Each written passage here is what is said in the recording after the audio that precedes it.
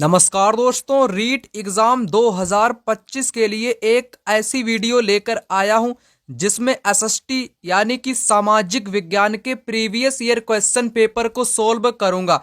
यह question paper वर्ष 2022 का है। चलिए इस वीडियो को यहां पर शुरू करता हूं।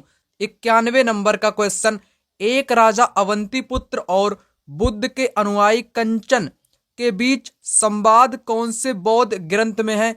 तो राइट आंसर यहां पर हो जाएगा मध्यम निकाय, है ना। जो मध्यम निकाय है ना, तो इसमें क्या बताया जाता है, इसमें संवाद है विभिन्न व्यक्तियों के बीच में। जो बौद्ध धर्म से संबंधित जितने भी संवाद हैं उनको किसमें शामिल किया गया है? मध्यम निकाय में शामिल किया गया है। यहां से एग्जाम में 2 से 3 क्वेश्चन बन सकते हैं। चलिए आपको सबसे पहले बताता हूं, दीर्घ निकाय, मध्यम निकाय, खुद्दक निकाय, अंगुत्तर निकाय, ये आपके हैं क्या? ये किसके भाग होते हैं? इसको समझने से पहले आपको एक बात यहां पर बताना चाहूंगा। बौद्ध धर्म में 3 पिटक होते हैं जिनको त्रिपिटक के नाम से जानते हैं, है ना। इसको 3 टोकरी के नाम से भी जाना जाता है। तो 3 टोकरियां कौन कौन सी हैं? तो सबसे पहले आपका आता है सुत्त पिटक, सुत्त पिटक। उसके बाद आता है अधिधम्म पिटक, है ना, अधिधम्म पिटक आता है। और उसके बाद में एक और आपका आता है विनय पिटक। इतना आपको पता होना चाहिए। सुत्त पिटक में बुद्ध की शिक्षाएं हैं, है ना, बुद्ध की शिक्षाएं हैं, दार्शनिक विचार हैं, व्याख्याएं हैं, ठीक है ना, बुद्ध से जुड़ी हुई। तो बुद्ध की शिक्षाएं जो सुत्त पिटक में आती हैं, सुत्त पिटक के ही 5 भाग और किए गए हैं। जैसे दीर्घ निकाय हो गया, मध्यम निकाय हो गया, अंगुत्तर निकाय हो गया, खुद्दम निकाय हो गया। तो ये सुत्त पिटक के ही भाग किए गए हैं, ठीक है ना। अंगुत्तर निकाय की अगर मैं बात करूं, इसमें संख्या से संबंधित कोई भी चीज हो उसको संख्यावाची में कन्वर्ट करके यहां पर बताया जाता है। जैसे मैं आपसे यहां पर कहूं 16 महाजनपद, 16 महाजनपद का उल्लेख किस निकाय में मिलता है? तो अंगुत्तर निकाय में 16 महाजनपदों का उल्लेख मिलता है। आपको पता होना चाहिए। मध्यम निकाय इस क्वेश्चन का राइट आंसर यहां पर हो जाएगा। चलिए बात कर लेते हैं यहां पर क्वेश्चन नंबर 92 की। कौन से बौद्ध धर्म के बौद्ध संज्ञा मठों में रहने वाले लोगों के लिए नियमों का संग्रह था? Most important question, Vinaya Pitaka. यहां पर आपको एक बात बताना चाहूंगा, विनय पिटक, विनय पिटक में बौद्ध धर्म से संबंधित नियम कायदे कानून, है ना, नियम कायदे कानून जो कि बौद्ध भिक्षुओं और भिक्षुओं के लिए बनाए गए थे बौद्ध धर्म के अंतर्गत, ठीक है ना, विनय पिटक में। वहीं मैं बात करूं सुत्त पिटक की, सुत्त पिटक में क्या है? बुद्ध की शिक्षाएं सुत्त पिटक में शामिल की गई हैं। इसके अंतर्गत दीर्घ निकाय, अंगुत्तर निकाय, मध्यम निकाय जिसको मैंने अभी बताया वो इसी के अंतर्गत शामिल की गई हैं। अभिधम्म पिटक क्या होता है दोस्तों? इसमें आपके सिद्धांत और व्याख्याओं को शामिल किया गया है। जातक क्या होता है? जातक एक प्रकार की स्टोरी यानी कि कहानियों को क्या बोलते हैं? जातक कथा के नाम से जाना जाता है। राइट आंसर यहां पर आपका विनय पिटक हो जाएगा, पहला वाला ऑप्शन इस क्वेश्चन का राइट आंसर। यहां पर क्वेश्चन नंबर 93, भारतीय दर्शन की 6 पद्धति षड दर्शन में कौन शामिल है? सत्यार्थ प्रकाश, महाभारत, उपनिषद, वैशेषिक।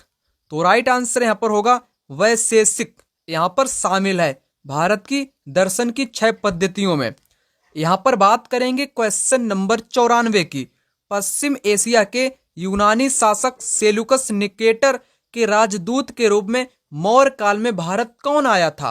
तो राइट आंसर यहां पर हो जाएगा मैगस्थनीज। मैगस्थनीज जो था ये सेलुकस निकेटर का राजदूत बनकर के भारत में मौर्य काल के दौरान आया था, है ना।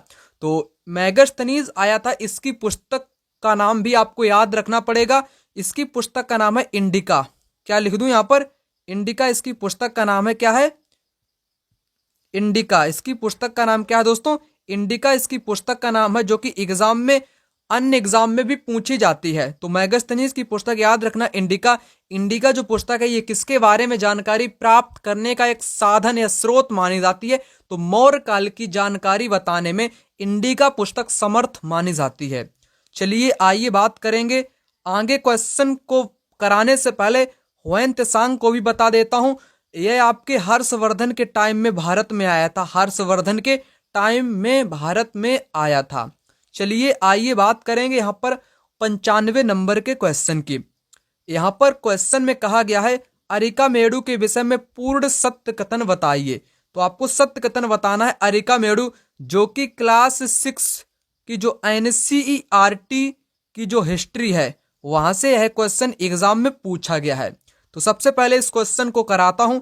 अरिकामेडु जो कि दक्षिण भारत का एक प्रकार का क्या है, महत्वपूर्ण पतन था। तो पतन वाला यहाँ पर सेकेंड वाला तो आपको सही करना ही करना है। सेकेंड वाला किस किस में है, सेकेंड वाला आपका सिर्फ और सिर्फ ए में दिया गया है, किसी में भी सेकेंड नहीं दिया गया है। तो इसलिए इस क्वेश्चन का राइट आंसर आपका पहला विकल्प हो जाएगा ए वाला। ठीक है ना। यह आपके पुडुचेरी में भी स्थित है। अरिकामेडु महत्वपूर्ण एक पतन है और यहाँ पर एम्फोरा जैसे पात्र भी मिले हैं। तो पहला, दूसरा, तीसरा, इस क्वेश्चन का राइट आंसर पहला ऑप्शन यहाँ पर हो जाएगा। बाकी आपके यहाँ पर सभी गलत हो जाएंगे। ठीक है ना। तो चलिए अब बात करेंगे यहाँ पर 96 नंबर की क्वेश्चन की। चीनी यात्री हुएन त्सांग किस राजा के दरबार में रहे थे? मैंने अभी आपको बताया हर्षवर्धन, है ना। हर्ष के दरबार में हुएन त्सांग जो कि एक चीनी यात्री था, यह भारत में आया था।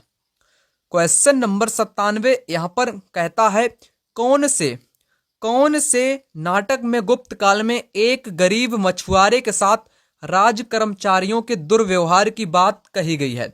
हर्षचरित में, अभिज्ञान शाकुंतलम में, मुद्रा राक्षस में या मृच्छ कटिकम में? तो इस क्वेश्चन का यहाँ पर राइट आंसर आपका हो जाएगा अभिज्ञान शाकुंतलम में। अभिज्ञान शाकुंतलम की अगर मैं बात करूं, इसका लेखक, कवि या रचयिता, राइटर कौन है? तो अभिज्ञान शाकुंतलम को कालिदास ने लिखा है। किसने? कालिदास, महाकवि कालिदास के द्वारा लिखा गया अभिज्ञान शाकुंतलम, जो कि एक संस्कृत में है ना। तो राइट आंसर इस क्वेश्चन का बी वाला आपका यहाँ पर हो जाएगा। यहाँ पर क्वेश्चन नंबर 98, भितरगांव का मंदिर कहाँ पर स्थित है? तो भितरगांव का मंदिर आपके उत्तर प्रदेश के कानपुर में। कहाँ पर? उत्तर प्रदेश के कानपुर में, जो कि एक ऐतिहासिक मंदिर की श्रेणी में आता है भितरगांव मंदिर, जो कि किससे बना हुआ है? यह ईंटों से बना हुआ है। किससे? ईंटों से निर्मित यह मंदिर है। एकदम बेहतरीन प्राचीन मंदिर है, कानपुर में स्थित है भितरगांव का मंदिर। ठीक है ना। चलिए 99 नंबर की क्वेश्चन की बात करेंगे। यहाँ पर 15वीं शताब्दी के उत्तरार्ध में शंकरदेव, जो वैष्णव धर्म के प्रमुख प्रचारक थे, के उपदेशों को किस नाम से संबोधित किया जाता है? तो किस नाम से संबोधित किया जाता है?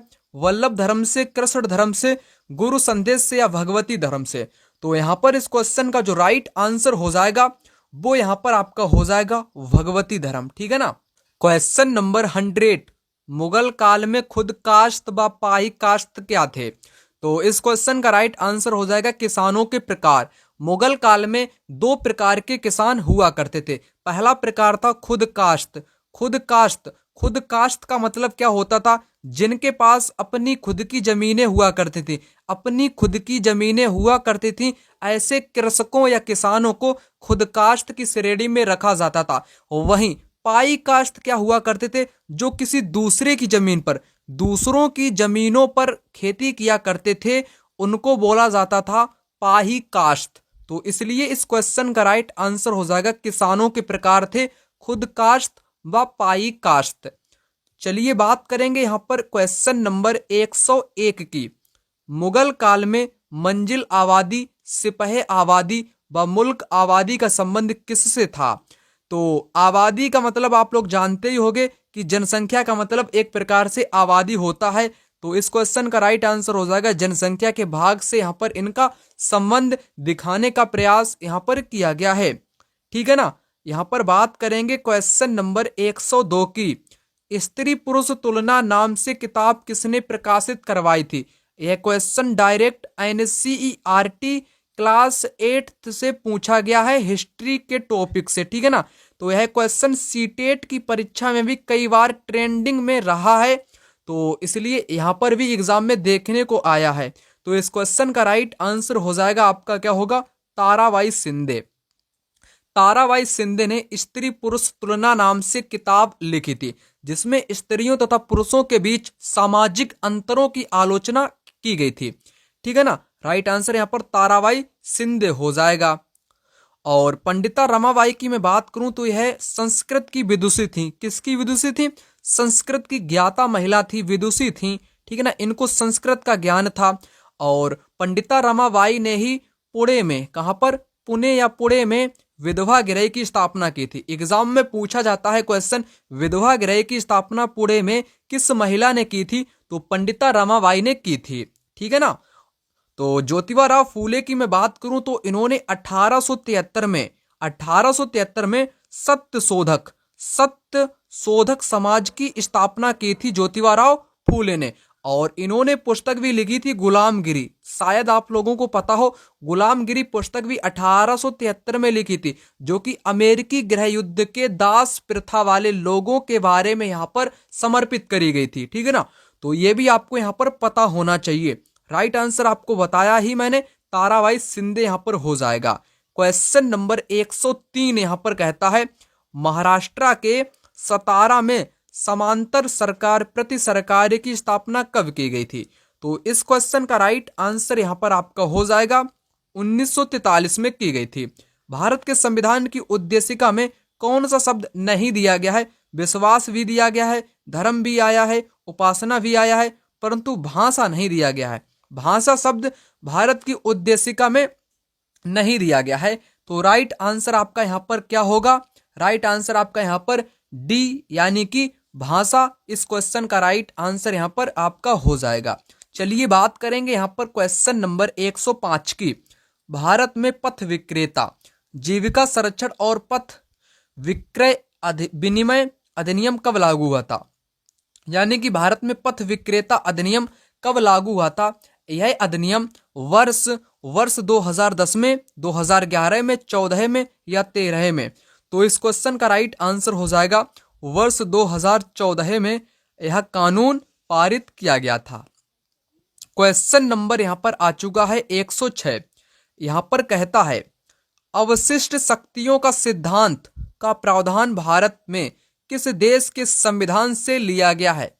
तो अवशिष्ट शक्तियों का सिद्धांत जो लिया गया है, ये कनाडा के संविधान से लिया गया है, ठीक है ना। कनाडा के संविधान से यहां पर लिया गया है। आपको यहां पर सिलेबस जो आपका रीट एग्जाम का है ना, उसमें कुछ टॉपिक आपको पढ़ने पड़ेंगे। कमेंट बॉक्स में कमेंट करके आप लोग बता सकते हो कि टॉपिक वाइज, यानी कि सिलेबस के अकॉर्डिंग सभी चीजों को सर आप लोग समझा दो।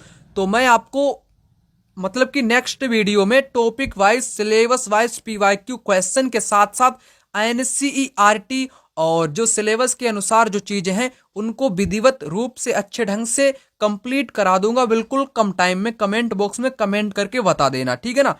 तो कनाडा के संविधान से अवशिष्ट शक्तियों का सिद्धांत भारत के संविधान में लिया गया है। आइए बात करेंगे यहां पर क्वेश्चन नंबर 107 की। भारत में राष्ट्रपति फखरुद्दीन अली अहमद की मृत्यु के बाद कार्यवाहक राष्ट्रपति के रूप में किसने कार्य किया था? तो किसने दोस्तों कार्य किया था? VD जत्ती ने, है ना। VD जत्ती ने कार्य किया था।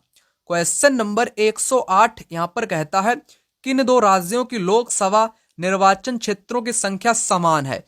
किन दो ऐसे भारत के राज्य हैं जिनकी लोकसभा के निर्वाचन क्षेत्रों की संख्या समान है?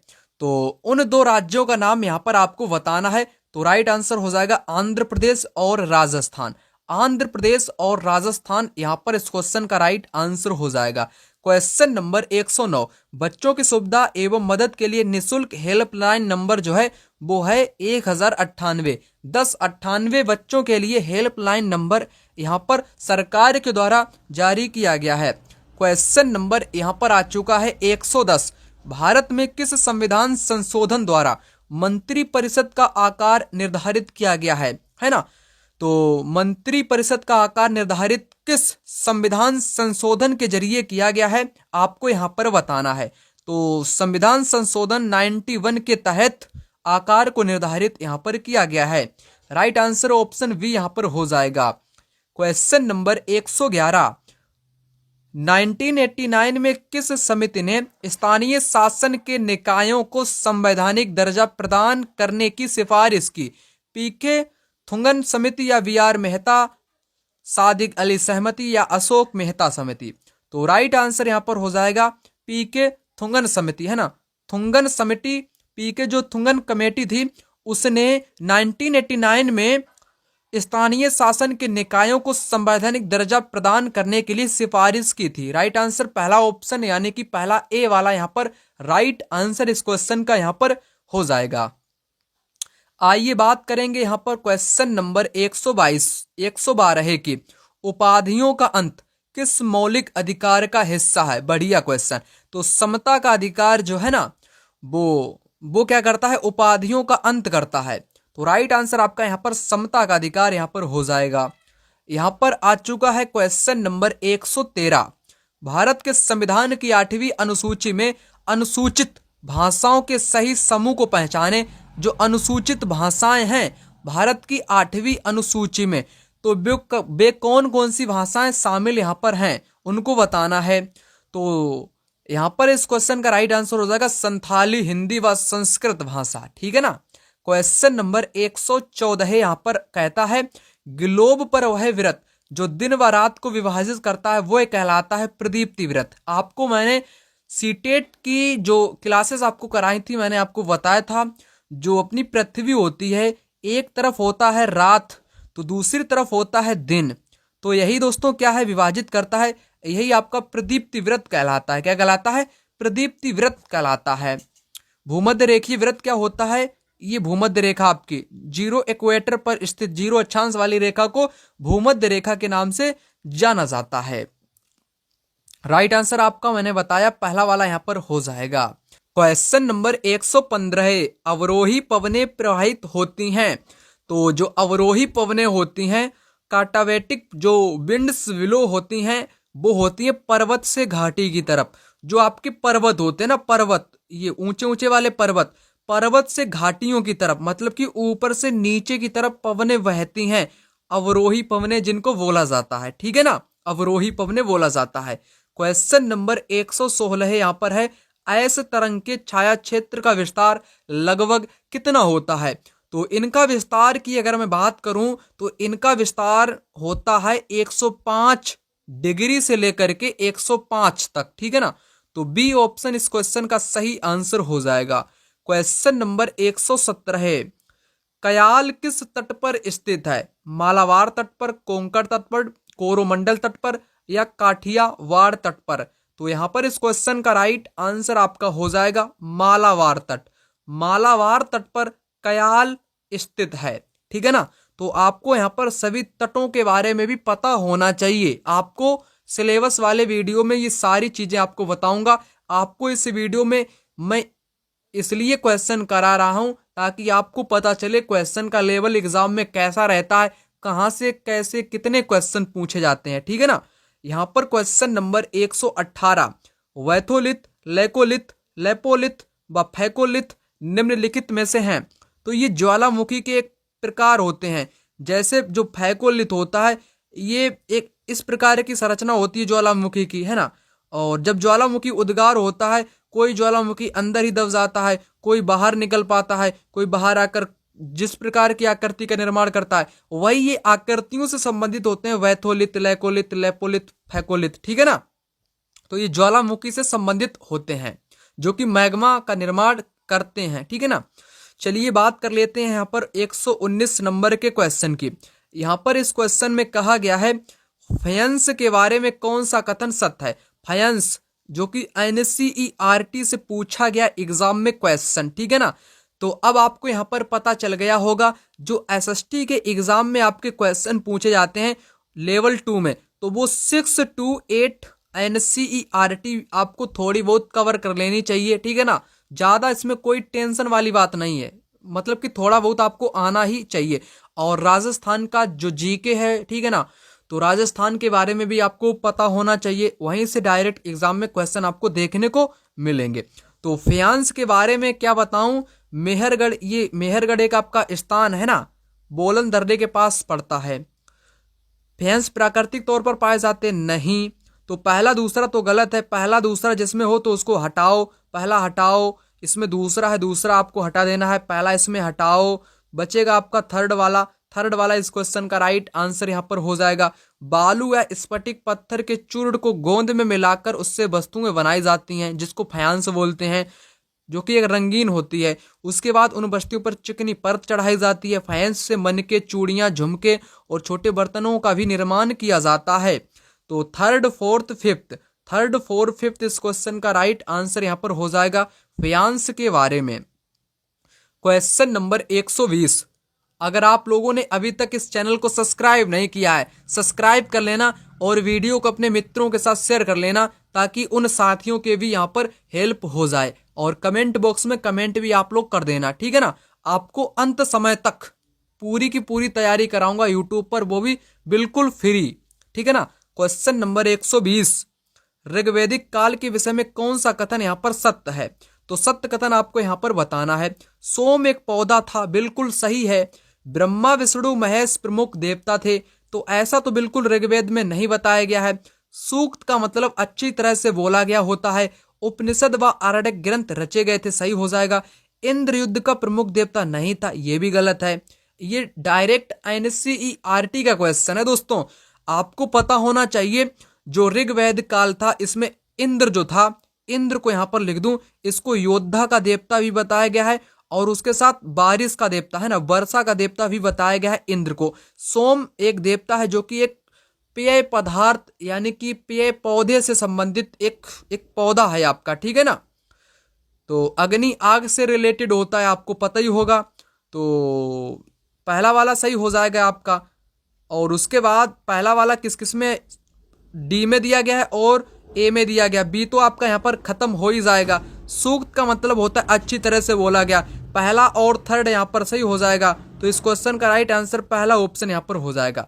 पहला ऑप्शन इस क्वेश्चन का बिल्कुल सही जवाब यहाँ पर आपका हो जाएगा, पहला वाला है ना, पहला वाला यहाँ पर हो जाएगा। सोम एक पौधा है और सूक्त का मतलब होता है अच्छी तरह से बोला गया, और वहाँ की यहाँ पर दिए ही नहीं गए हैं, तो इसलिए पहला वाला यहाँ पर राइट आंसर आपका हो जाएगा। आगे यहाँ पर क्वेश्चन आपका दिया गया है 121 नंबर का। यहाँ पर करना क्या है? मिलान करना है। क्या करना है? आपको यहाँ पर मिलान करना है। तो चलिए मिलान से आपको यहाँ पर बताता हूँ कौन सा यहाँ पर आपका सही होगा। निम्नलिखित वनों व वृक्षों को सुमेलित कीजिए। आपको सुमेलित यहाँ पर आपको करना है। उष्णकटिबंधीय सदाबहार वन, जो कि ये दोस्तों किससे संबंधित आपके होते हैं? ये महोगनी हो गया है ना। तो ये उष्णकटिबंधीय एक प्रकार के सदाबहार वृक्ष के प्रकार के अंतर्गत आते हैं। और उष्णकटिबंधीय जो पर्णपाती वन होता है, ये साल हो गया, चीड़ हो गया, पर मतलब कि वृक्षों के प्रकार में शामिल किया जाता है। और जो पर्वतीय होते हैं, क्या होते हैं? पर्वतीय वाले। तो पर्वतीय ये आपके स्प्रूस के साथ जाएगा, और मैग्रोव जो कि आपका ताड़ के साथ यहाँ पर जाएगा। तो उसी हिसाब से इस क्वेश्चन का राइट आंसर आपका यहाँ पर हो जाएगा सी विकल्प इस क्वेश्चन का बिल्कुल यहाँ पर सही जवाब आपका हो जाएगा, ठीक है ना। चलिए आइए बात करेंगे 122 नंबर के इस क्वेश्चन की। यहाँ पर इस क्वेश्चन में कहा गया है, निम्नलिखित में से कौन सा भारत में लौह अयस्क पेटियों का समूह है? लौह अयस्क की जो पेटियां भारत में पाई जाती हैं, उनको आपको समूह बताना है। कौन सा समूह यहाँ पर बिल्कुल सही दिया गया है? तो आइए आपको यहाँ पर समूह वाला बता देता हूँ कौन सा यहाँ पर इस क्वेश्चन का राइट आंसर आपका हो जाएगा। सिंह भूमि झारखंड में सही है, बेलाडीला छत्तीसगढ़ में, नेल्लोर आंध्र प्रदेश में सही पेटी यहाँ पर दी गई है, और कुद्रू क्षेत्र कर्नाटक, मयूरभंज ओडिशा, बोकारो झारखंड ये सही नहीं है। यहाँ पर बोकारो झारखंड सही हो जाएगा, बेलाडीला मयूरभंज नहीं, इनका ये क्रम यहाँ पर मतलब कि पेटी के समूह में नहीं आता है। मयूरभंज आ जाएगा, सिंह भूमि आ जाएगा झारखंड में, और बेलाडीला छत्तीसगढ़ में आ जाएगा। तो इस क्वेश्चन का यहाँ पर डी वाला भी सही हो आपका हो जाएगा। तो इस क्वेश्चन का right answer A and D दोनों हो जाएंगे, ठीक है ना। ए एंड डी यहाँ पर इस क्वेश्चन के दोनों आंसर हो जाएंगे NCERT के अकॉर्डिंग, ठीक है ना। तो AD इस क्वेश्चन का राइट आंसर यहाँ पर हो जाएगा। आगे यहाँ पर क्वेश्चन है 123 नंबर का। राजस्थान में अरावली पर्वतमाला किस दिशा में विस्तृत है? तो राजस्थान स्पेशल से क्वेश्चन है या ज्योग्राफी से आप लोग कह सकते हो। तो यहाँ पर इस क्वेश्चन का राइट आंसर आपका क्या होगा? तो क्या हो जाएगा आपका यहाँ पर राइट आंसर? दक्षिण पश्चिम से उत्तर पूरब की ओर भी है, उत्तर पूरब से दक्षिण पश्चिम की ओर भी है। तो राजस्थान की जो अरावली श्रृंखला है, ठीक है ना। अरावली श्रृंखला है यह दोस्तों दक्षिण पश्चिम, है ना, दक्षिण पश्चिम से उत्तर पूर्व की ओर, मतलब कि नीचे से आपकी इस प्रकार से भी है और उत्तर पूर्व से आपकी इस प्रकार से भी है। तो दोनों स्थितियां आपकी विपरीत कर दी गई हैं।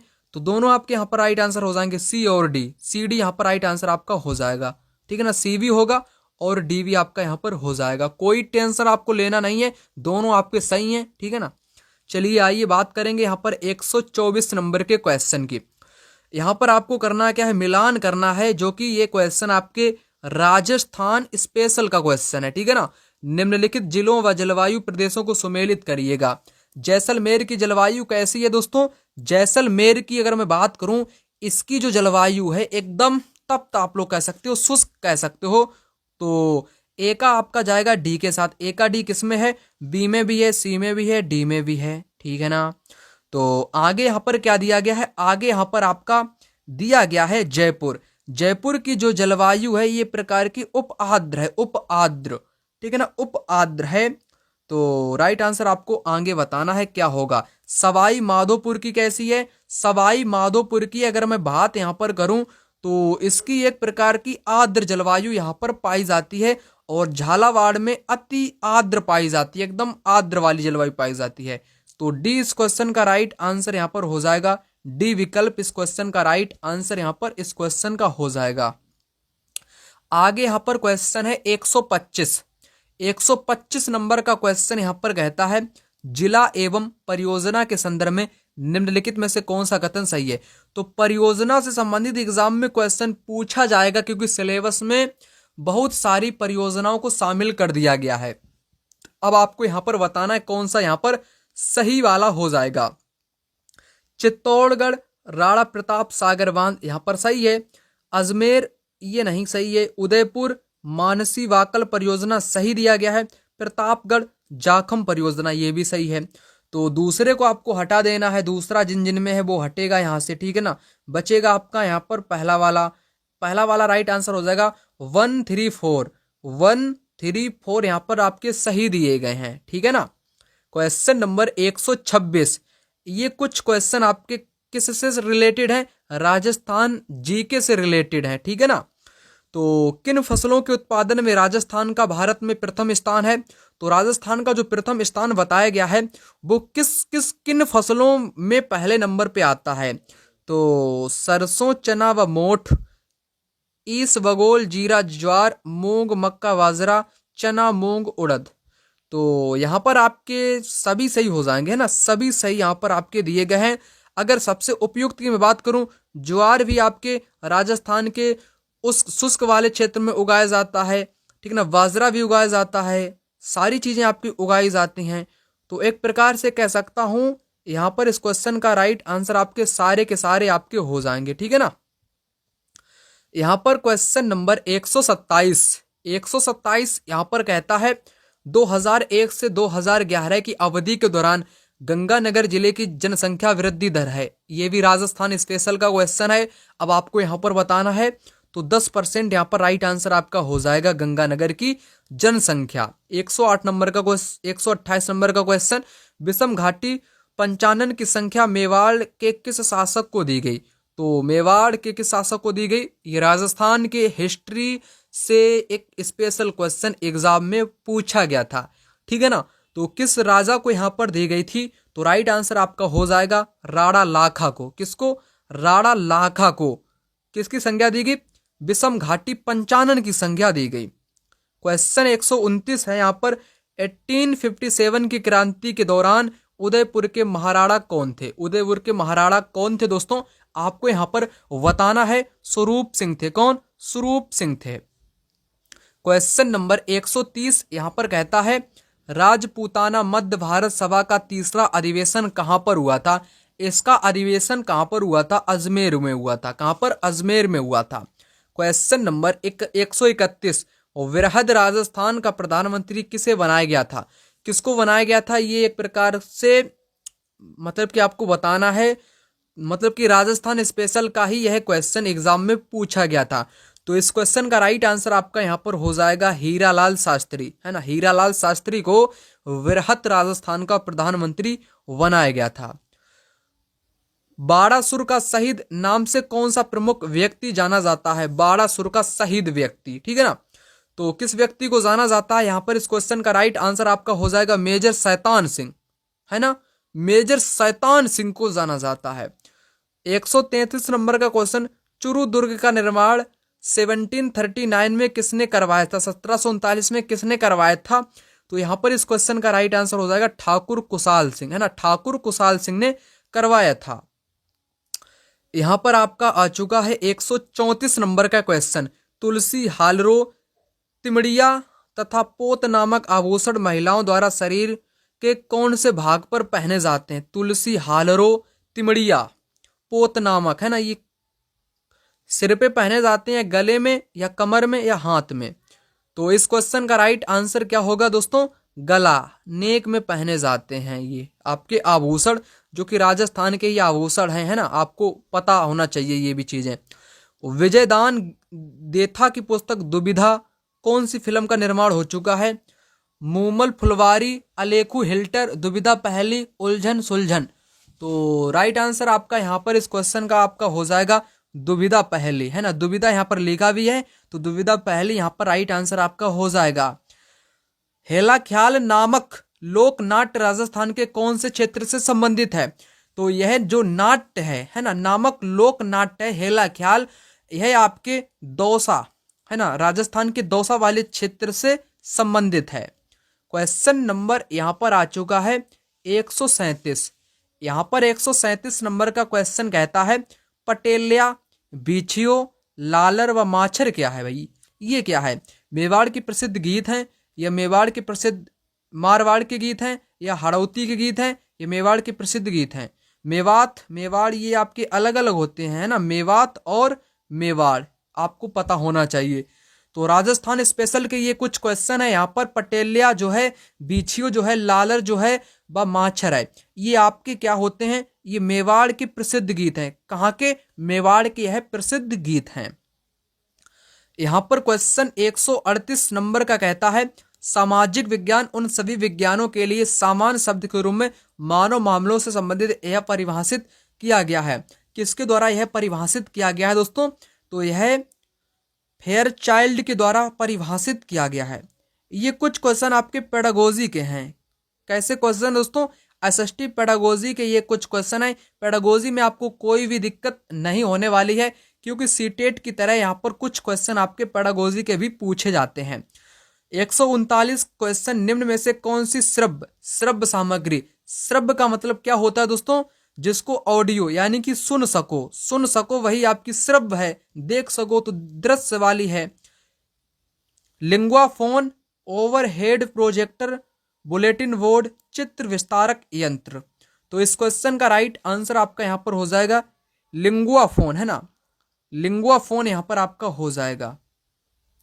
140 नंबर का है, इनमें से कौन सा किलपैट्रिक द्वारा दिया गया परियोजना का कार्य नहीं है? अब आपको नहीं वाला यहाँ पर बताना है।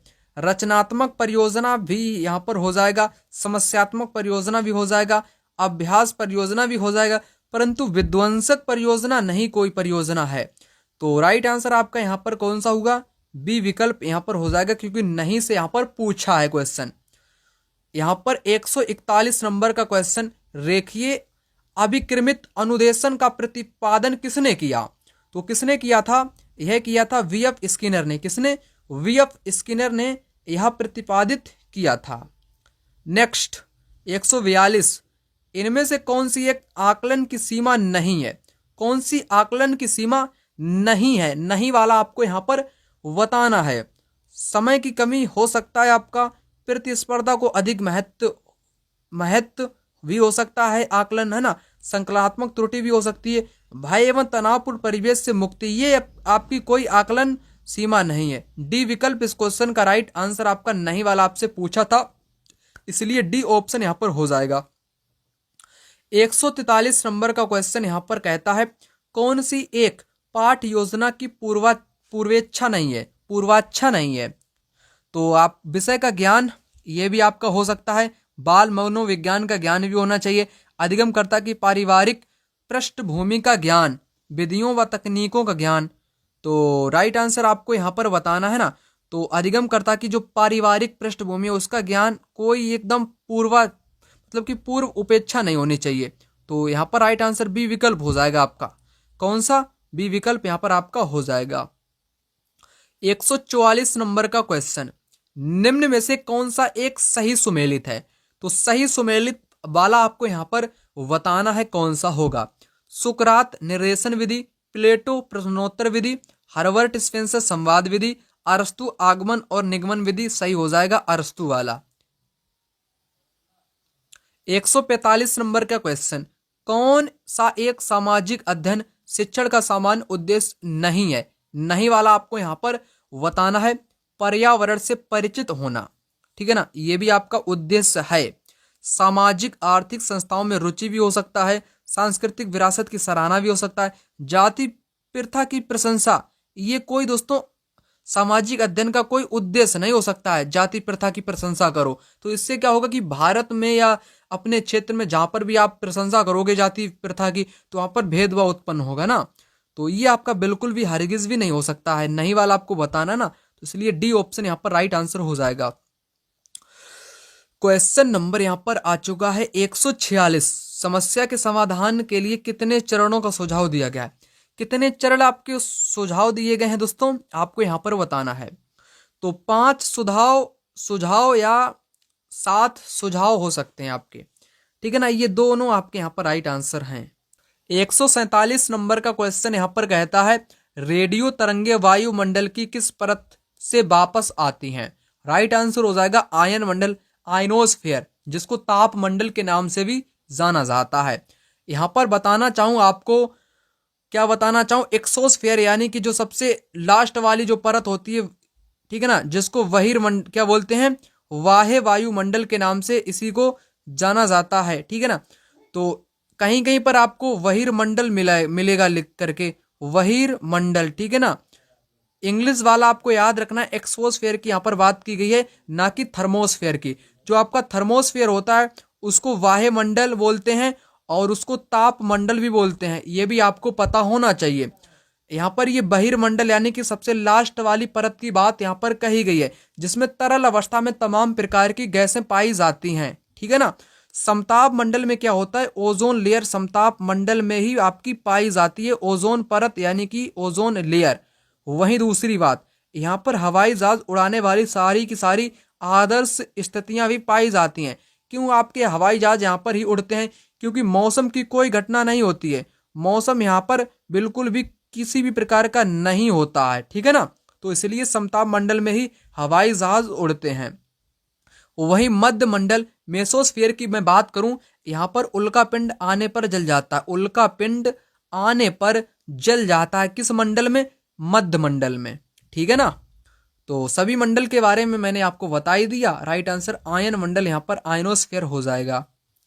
अगला क्वेश्चन यहाँ पर है 148 नंबर का, निम्न में से किस चक्रवात को समुद्र पर जल स्तंभ कहते हैं? तो टाइफून को, हरिकेन को, या बिलीबिलीच को, या टोर्नेडो को? तो राइट आंसर आपका हो जाएगा टोर्नेडो को बोला जाता है। 149 नंबर का क्वेश्चन यहाँ पर आपका कुछ इस प्रकार से है, निम्नलिखित धाराओं में से कौन सी ठंडी धाराएं हैं? तो ठंडी धाराएं जो ठंडी होती हैं वह आपकी ठंडी धाराएं होती हैं। तो लेब्राडोर की धारा भी एक ठंडी धारा है, ओयासिवो की धारा भी एक ठंडी धारा है दोस्तों, ठीक है ना, ये भी एक ठंडी धारा के अंतर्गत आती है। वेंगोला की धारा आपकी ये कैसी है? तो ये भी आपकी ठंडी है। अलास्का की धारा आपकी गर्म होती है, अलास्का की धारा गर्म होती है। फोर्थ वाला नहीं होगा, फोर्थ वाला जिन में उसको हटाओगे आप, बचेगा बी वाला इस क्वेश्चन का यहाँ पर राइट जवाब हो जाएगा। लास्ट क्वेश्चन यहाँ पर है, उपभू के समय ज्वारीय क्रम होता है तो सामान्य से अधिक होता है ना। पेरिजी के टाइम में जो ज्वारीय क्रम होता है वो सामान्य से अधिक होता है। तो इस वीडियो को अधिक से अधिक अपने दोस्तों के साथ शेयर करें, कमेंट बॉक्स में कमेंट करें, नेक्स्ट वीडियो का टॉपिक भी कमेंट कर सकते हो। सिलेबस के अकॉर्डिंग सभी टॉपिक को कंप्लीट कराऊंगा। चैनल को सब्सक्राइब कर लेना। मिलता हूं दूसरी वीडियो में, तब तक के लिए जय हिंद।